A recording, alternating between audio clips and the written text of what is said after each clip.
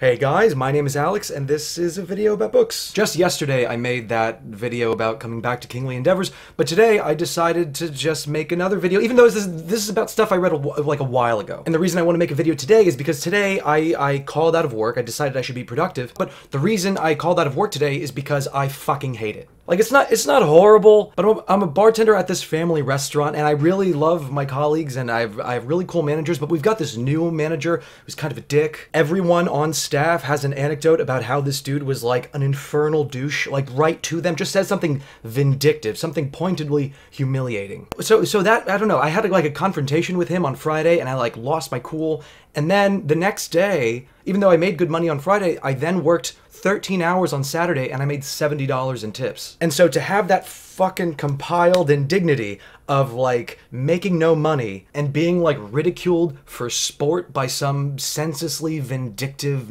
young manager who's like my own age. You shouldn't tolerate mistreatment from anyone, but there's something particularly galling about the fact that this dude is my fucking age. And I'm gonna get to talking about those two books in a minute, but like there's another manager that I get along with really well. In fact, we seem to kind of like be the same guy to a degree. Not, but that sounds weird. Not the I don't mean to like sound Stanish about it, but just I can tell he's very bookish and like got his degree in history, and he's not, you know, years ago on Tumblr, there was a page for Dennys. And if you were on Tumblr back in like 2009, 10, 11, it was always like the Americans were operating hardcore for like 15 hours. And then for 15 hours, the Australians would be operating hardcore because obviously different time zones. But apparently there are no Dennys restaurants in Australia.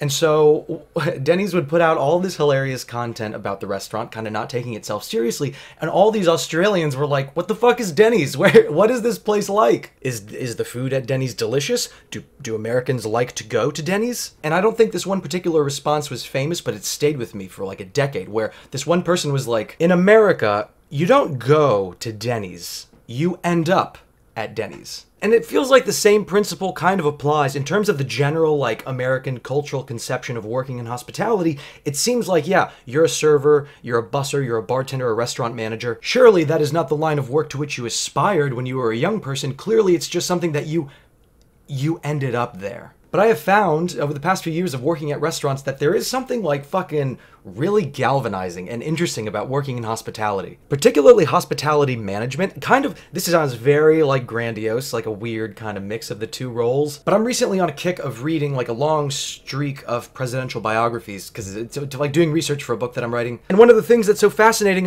in reading about the presidency is that any given president, they operate at such a high perch of government that they get to see how everything else in the country is kind of like intertwined, all the different systems, all the different branches of governments. And so when you're, my contention is that for the most part, when you're reading a presidential biography, it's not necessarily because there's maybe a factor of like the cult of the presidential personality, but I think for the most part, when you're reading a presidential biography, they're giving you a character, which is just an individual, and that individual is the avatar that you follow as they make decisions that illustrate to you how all the shit in the country kind of comes, like, influences each other.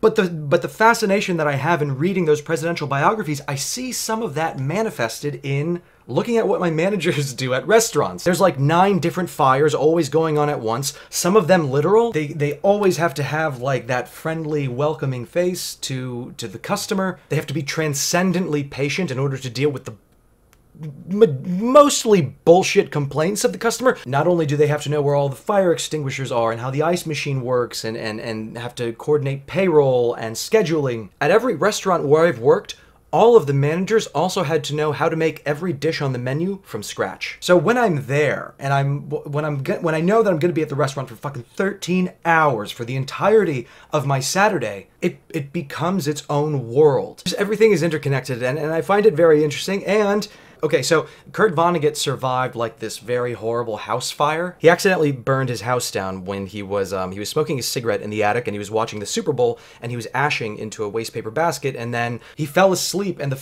cigarette fell from between his fingers into the waste paper basket and burned the fucking house down. And he survived it miraculously, but he had very serious issues with smoke inhalation, and so he went and he stayed at his daughter's place to recover. And he said in this interview later on, like, while I was at my daughter's place, I just stayed in bed and I watched Law and Order, these endless marathons of Law and Order, and then I would watch reality TV, whatever. He walks you through everything he was watching, and then he goes, "It was almost life enough." And when I'm in the trenches of some 13-hour shift at a restaurant and all these juggling little ecosystems in the restaurant, I'm kind of like, fuck. Yeah, maybe it's true I didn't aspire to be here. I did kind of end up here, and then I sort of rooted my heels in, and now I'm comfortable. And also, at the same time, there's so much going on.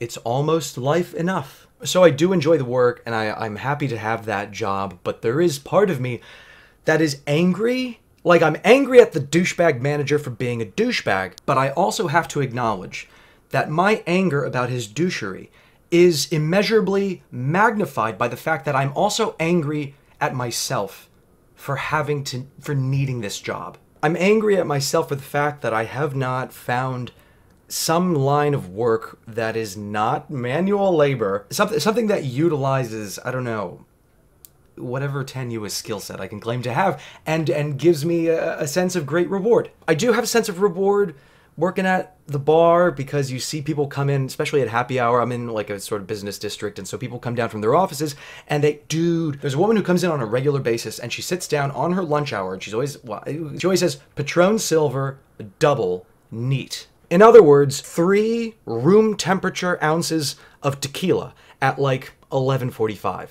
in the morning, and she just pounds it. Like, she comes in and she is just riddled with nerves, and her body language is so like, don't touch me. And then she drinks 3 ounces of tequila, and she's wearing like her work lanyard around her neck, and then she just drinks her 3 ounces of tequila, and you see her melting into some kind of calm. And then she just skedaddles back to the office like a block away. And I know, and obviously you could see some morbid component to that, but at the same time, when like someone comes up to my bar and they're super stressed, and then I see them walk away and suddenly they're pretty buoyant, I feel like I've given back to the community. Because that woman is going back to her office in a way better mood, and maybe she's gonna fuck up her tasks, but she's also probably gonna be like really pleasant. Anyways, I was gonna talk about books, these 2 biographies I read, namely of Henry Kissinger and Che Guevara, but like now, I kinda don't wanna.